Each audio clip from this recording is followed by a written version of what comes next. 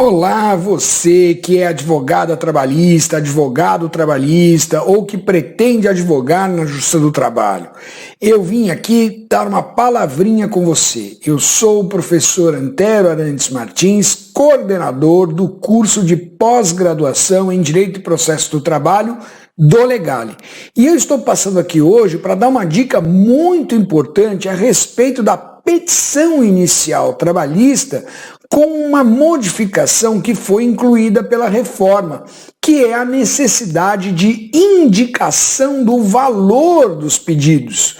Esta obrigatoriedade, que já existia para o rito sumaríssimo, agora é aplicável a todos os processos que tramitam na Justiça do Trabalho, desde que a ação tenha sido distribuída depois de 11/11/2017, data em que entrou em vigor a Lei 13.467 de 2017, conhecida como Reforma Trabalhista.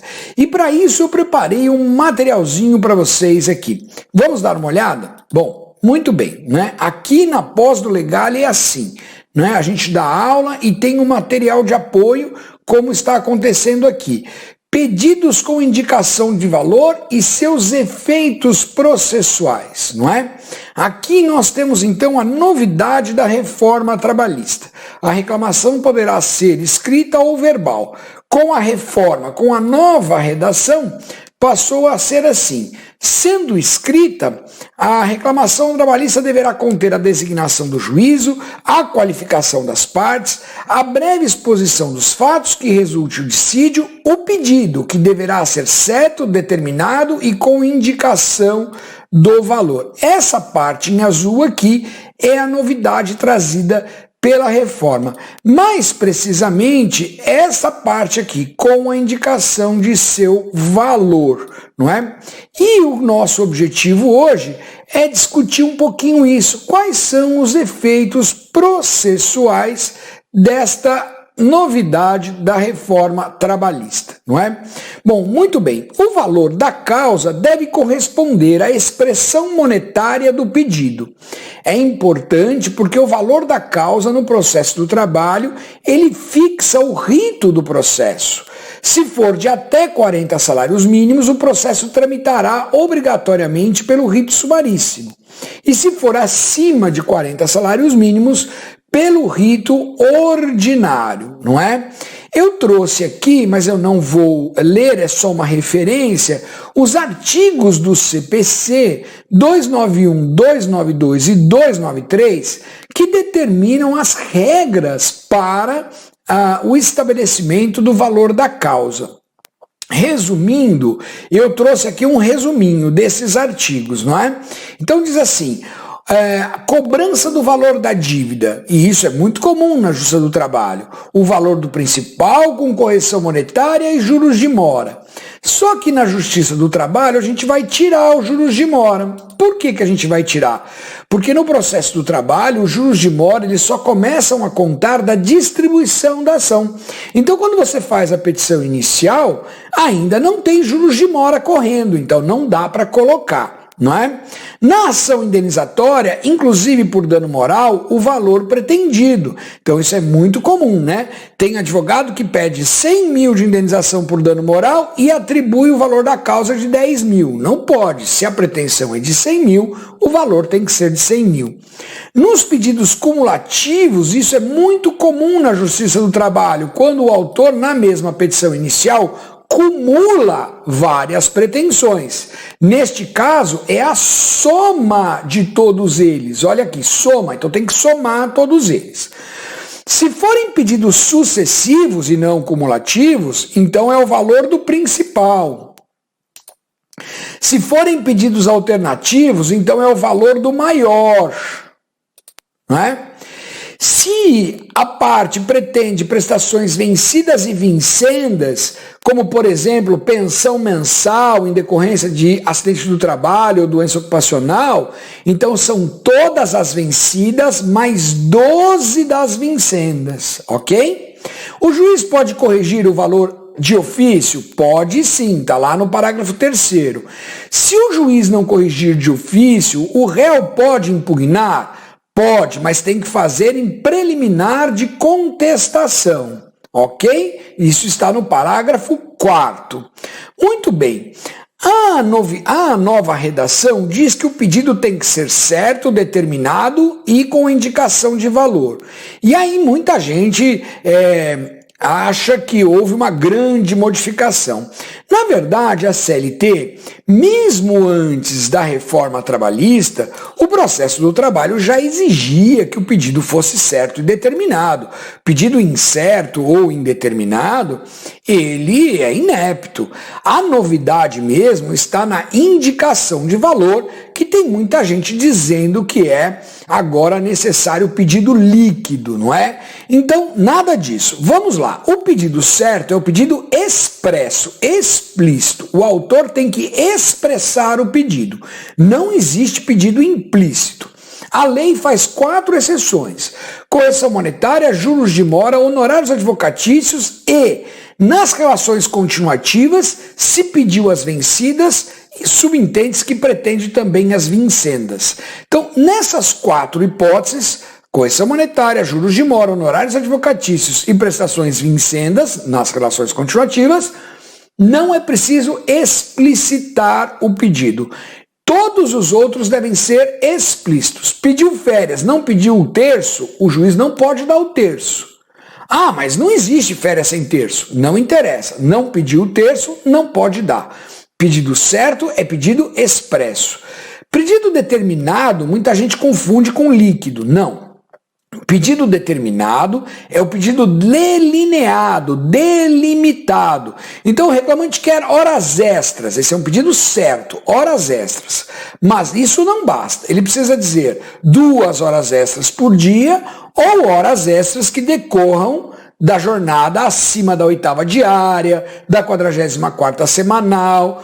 Determinado é necessário que ele dê os contornos, não é? Nós veremos que daqui a pouquinho que nem sempre pode ser determinado, às vezes é preciso apresentar pedido genérico, mas é uma exceção, está lá no artigo 324. A regra é que ele seja determinado, não é? Quer aviso prévio? Certo, de 30 dias, determinado, né?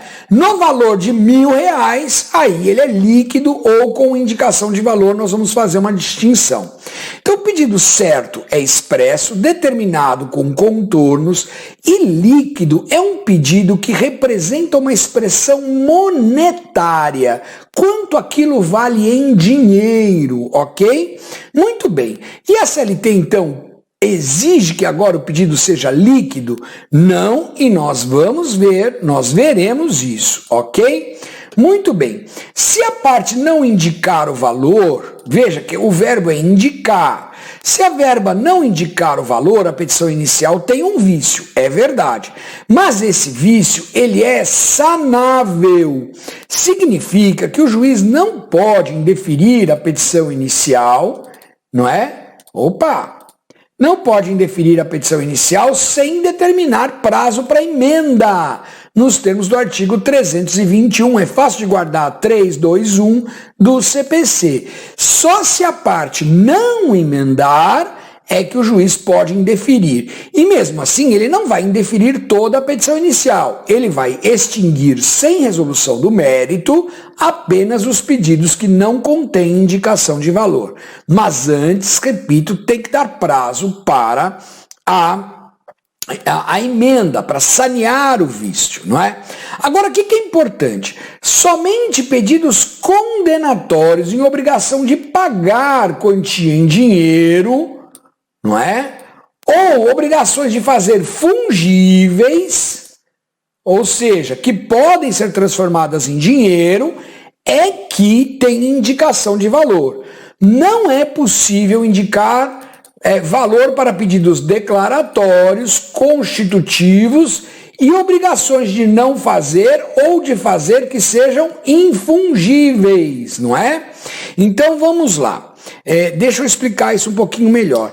Na Justiça do Trabalho, nós temos um pedido declaratório, por exemplo, que é muito comum. Reconhecimento do vínculo de emprego. Esse é um pedido declaratório. Qual o valor que tem esse pedido? 0, nenhum, não é para indicar. Porque esse pedido, essa pretensão, ela não se transforma em dinheiro. Ela não pode ser avaliada em dinheiro. Então, esse pedido não pode ser indicado. Um constitutivo negativo, não é? Decretação da rescisão indireta do contrato de trabalho. Não tem expressão em dinheiro, ela não tem valor econômico. Decretar a rescisão indireta do contrato de trabalho é um pedido constitutivo negativo que não se expressa monetariamente, não é? Olha, obrigação de dar coisa certa infungível, entregar o perfil profissiográfico previdenciário. A empresa tem que entregar o PPP para que o empregado possa se aposentar, ter aposentadoria especial. Ora, isso não tem valor, isso não se representa em dinheiro, não é? Então, estes pedidos, que são ou declaratórios, ou constitutivos, ou condenatórios infungíveis, que não podem ser trocados por dinheiro, estes não têm indicação de valor. Agora, se ele quer um aviso prévio, isso é obrigação de pagar quantia em dinheiro, então ele tem que indicar o valor. Se ele quer horas extras, ele tem que indicar o valor. Se ele quer uma obrigação de dar coisa certa, que pode ser trocada por dinheiro, por exemplo, fazer a liberação do seguro-desemprego. O empregador pode liberar o seguro-desemprego para o empregado receber junto ao governo. Mas, se ele não o fizer, esse valor pode ser convertido em dinheiro, então tem que indicar o valor. Se a obrigação, então, se o pedido for condenatório de pagar quantia em dinheiro, tem que indicar, e de fazer, de não fazer, ou de dar coisa certa, ou dar coisa incerta, que possa ser substituída por dinheiro, então tem que indicar. O importante é explicitar, já na petição inicial, que alguns pedidos não comportam valor econômico. Os declaratórios, os constitutivos, não é? E os condenatórios, que não se expressam em dinheiro, já na petição inicial já diz, olha, excelência, aqui não dá para cumprir por conta porque eles não têm valor econômico, não é? Bom, muito bem, vamos continuar. Além disso, existem pedidos que não podem ser determinados na petição inicial, atraindo a incidência do artigo 324, parágrafo 1º, inciso 2 do CPC. São chamados pedidos indeterminados, quando você depende de algo que ainda vai ser apurado no processo. O exemplo típico disso é a pensão mensal na incapacidade parcial. Quando a incapacidade é total, você sabe que é 100% do salário. Mas na incapacidade parcial, você não sabe, não tem como saber. É preciso fazer a perícia para verificar qual é o percentual de redução para depois se poder chegar a um valor. Naquele momento da petição inicial não dá para indicar. Outro que cai aqui no 324 é a multa do 467 da CLT. A multa do 467 é uma multa de 50% das verbas rescisórias que forem incontrovérsias e não forem pagas em primeira audiência. Ora, na petição inicial, o reclamante não tem como saber se elas serão ou não incontroversas, quer dizer, se a reclamada vai ou não contestar, e também não tem como saber se a reclamada vai ou não pagar em primeira audiência. É um pedido que é condenatório, é em dinheiro, mas ele depende de um evento futuro a acontecer dentro do processo. Então, na petição inicial, como ninguém tem bola de cristal, não dá para apresentar o valor. Artigo 324, parágrafo 1º, inciso 2 do CPC, não é? Bom, uma discussão que agora está se delineando são duas discussões. Primeira, o pedido tem que ser líquido, acompanhado de memória de cálculo? Essa é a primeira pergunta. E a segunda é, o valor do pedido, ele depois vai limitar, lá na liquidação de sentença, ele vai limitar a condenação? Essa é a segunda pergunta. A primeira já quase que está pacificado que não precisa. O Tribunal Superior do Trabalho, ele fez a Instrução Normativa 41, e lá na Instrução Normativa, ele disse que o valor será estimado. Olha aqui, ó. A lei, ela usa indicação de valor, não é? Então, indicação não é pedido líquido. Indicar é sinônimo de esboçar, delinear. Então, não é necessário nem memória de cálculo e nem a demonstração da exatidão do valor, né?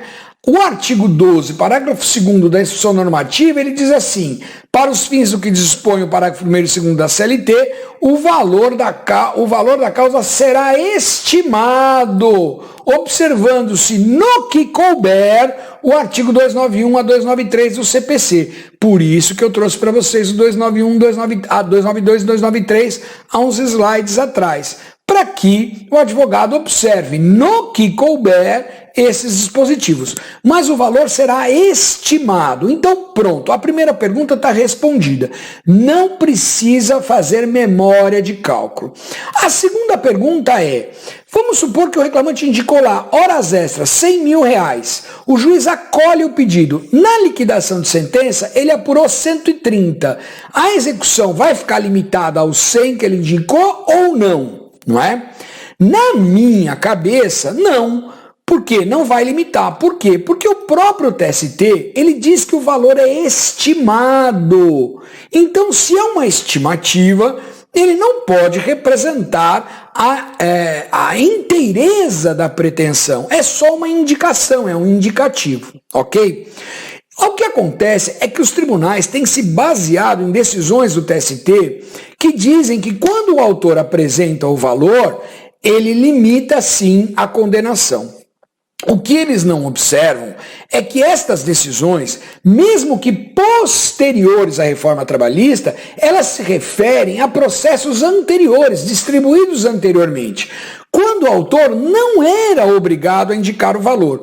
E aí, se o autor não era obrigado a indicar o valor e indica, lógico, ele está limitando a sua pretensão.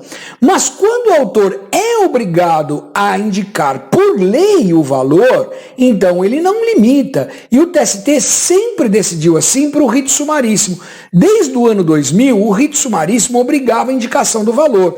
E o TST dizia: mas essa indicação é uma mera estimativa, é para atender um requisito legal, então não limita a liquidação. Mas, quando no rito ordinário não era obrigado e o autor indicava, então o TST fez firme jurisprudência no sentido de que limitava sim. Mas vamos entender, limitava porque o autor não era obrigado a indicar o valor e indicava. Não tem precedente do TST de processo distribuído depois de 11/11/2017, ok? O precedente mais importante nesse assunto é esse aqui, olha, da SDI. Não é? A SDI, vocês sabem, é que uniformiza a jurisprudência dentro do TST. E ela diz assim, olha: a Corte Superior adota firme entendimento no sentido de que a parte autora, ao formular pedidos com valores líquidos na petição inicial, sem registrar qualquer ressalva, limita a condenação a tais parâmetros. Esse precedente da SDI é que passou a ser, então, a referência para a jurisprudência. Só que esse processo, ele é de 2015, eu não pus o número aí, mas ele é de 2015, ele é anterior à reforma, não é? Então, eu tenho entendido exatamente isso. A decisão é proferida após a reforma trabalhista, mas se refere a processo distribuído anteriormente à sua vigência, quando a indicação do valor não era obrigatória. Para situações em que a indicação do valor já era obrigatória, o TST nunca limitou a condenação ao valor indicado, ok? Então, a gente pode concluir o seguinte: se a parte autora voluntariamente restringe o seu pedido apresentando um valor, então ele vai limitar a condenação. Mas quando ela é obrigada por lei a fazer, aí não limita, ok? De qualquer maneira, fica a minha dica final para você aqui, não é?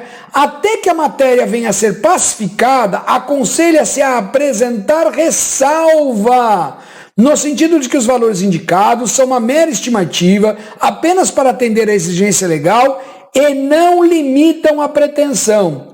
O TST tem entendido, e essa decisão da SDI é nesse sentido, sem registrar qualquer ressalva, que se houver ressalva, não há limitação.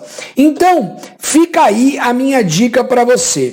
Não é obrigatória a memória de cálculo, o valor é uma mera estimativa, não deveria representar limitação, Mas, até que o TST consolide o seu entendimento, é bom seguir a jurisprudência do TST. Ressalva que o valor não limita a pretensão. Combinado? Eu espero que vocês tenham gostado dessa dica e espero vê-los na nossa pós-graduação. Um grande abraço!